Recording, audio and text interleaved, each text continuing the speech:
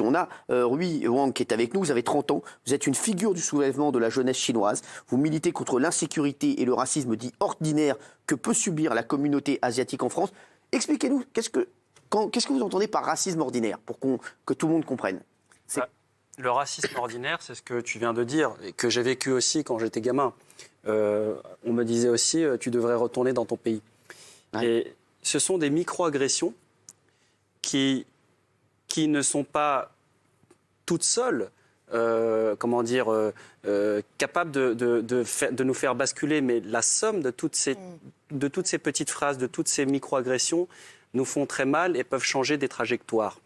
Et en fait, en ce qui me concerne, il y a des préjugés, du racisme ordinaire qui sont parfois positifs à premier abord, mais qui nous peinent et qui nous dérangent énormément.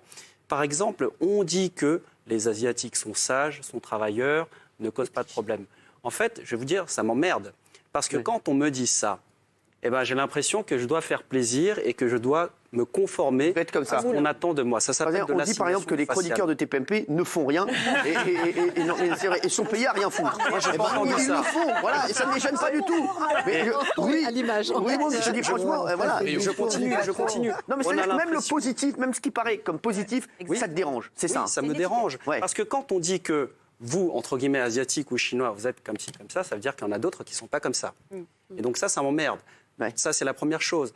La deuxième chose, c'est que, en fait, on demande ou on veut que les uns et les autres se comportent d'une certaine manière, et puis les stéréotypes peuvent être sexués. Il y a quelque chose qui me dérange aussi, c'est qu'il y a une sursexualisation des femmes asiatiques et les hommes asiatiques sont asexués. C'est vrai. C'est quelque chose sur lequel je bosse en ce moment notamment.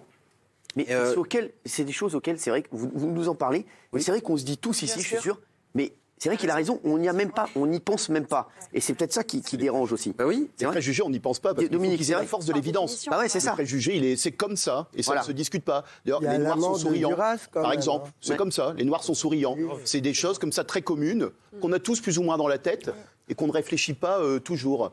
Et c'est bien d'en être conscient, justement, parce que ça peut être extrêmement blessant. Est-ce que j'ai fait au bon Dieu rit de ça, d'ailleurs, de tous ces préjugés, de toutes ces cases?